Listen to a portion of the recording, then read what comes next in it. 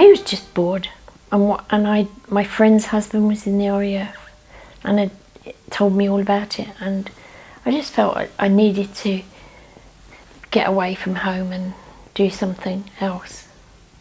And it was good. It was a good thing to do. It was a lot of fun. Because I'd been doing computer work, I chose as a teleprinter operator. Yeah, I really loved it. I really enjoyed it, and yeah, and meeting other people. It was good to have some independence, I think. So I really enjoyed that. And then after the initial training, they sent me to Cosford, Wolverhampton. My first posting, after the training past that, I went to Leighton Buzzard, and that was where they had the communication centre there. Quite a big operation, shift work all day and all night, so you were expected to do different shifts, night work. Then, because I'd met somebody at Cosford, Raymond was a photographer, so he was at Whitton in Huntingdon. So then he got posting to Singapore. So we decided that we'd get married and I would leave the RAF. Then when we got to Singapore, that was another big shock, because I remember getting off the aircraft and the heat just hit you. This is a stupid thing to remember, but because my hair's so curly, it just went into a big fizzy ball because of the heat and the damp, because of the humidity and everything. Probably had to get a taxi too, because he was at RAF Seletar, he wasn't at Changi. So we got transport or taxi to where we were going to stay. The main road was called Jalan Kayu, and to the camp, that was the road down to the camp, along, and lots of shops and stores and eateries all outside. And we were just off that road first. Sanitary conditions weren't great, the drains were not good, and nightmare. I remember cockroaches in that place. It was awful. You could have them running out of the drains into your house, into your kitchen, and you could go in there and they'd be running all over. Huge things, not little ones. And then I didn't realise cockroaches can fly, right? Yeah. I had my son while I still lived there. We had to go to Changi to have the children. That was the maternity unit. RAF, everything. RAF doctors, RAF. It was all RAF. You never went to anything else. To be honest, when you're in these RAF camps, that's your world, really. You just, you don't go far at all. And I didn't. I regret not seeing so much of Singapore, because, we weren't there that long, really, were we? And as I say, being pregnant in that heat and having a baby, you just didn't realise that we only had a short time at that point. It was quite sudden that we had to come back, really. That we thought we had longer there. We moved quite a lot, really, because of the trade he was in, he could go a lot of places, which is good.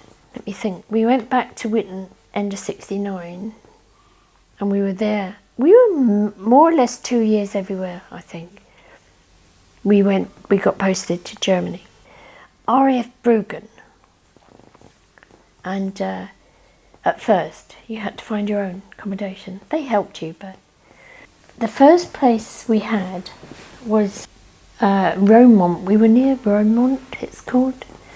Did it ever occur to you that there was a Cold War going on, and if things went wrong, you would be very much in the wrong place? No. Not at all. No. This is what I'm saying. You're so closeted. You're looked after, the whole thing. You don't know, you know, you're safe, you feel safe. Totally, yeah. That, and you're in that environment, you're not out somewhere like you would travel, commute to work. You're there. He was at work, and we lived there and socialised and everything. There wasn't, and our shop was the NAFI, and you shopped in English. Coningsby. I think we lived at Tattershall. We went to Lincolnshire. Yeah, when we came back. I seem to recall it was 2 years almost 2 years every time. Yeah, and then on the move again, packing up and marching out, and then he got posted to Malta.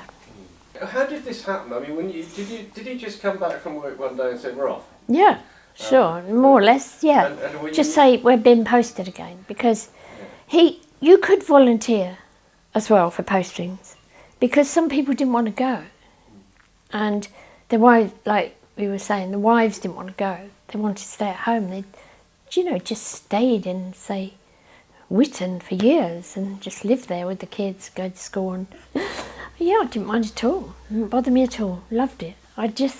That was a really good, 10 years it was altogether. And that was a good time for me. My husband was a photographer. I say that loosely because he was not really a photographer. He developed the films from the aircraft that took reconnaissance aircraft, and they're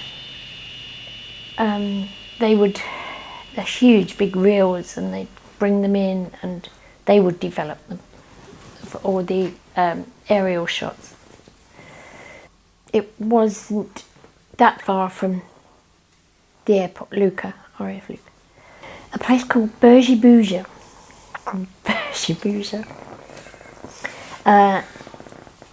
And it was private again, and it was a apartment, upstairs apartment.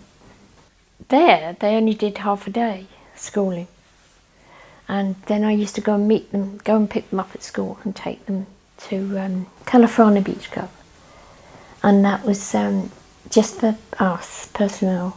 They learnt to swim in the sea and they loved it, and then it was very social, of course, as well. You met people there, and no, it was very lucky really to have that sort of life. Really didn't have to work half the time. I didn't work for years really, which was good, and it was good for the kids as well, for me to be with them.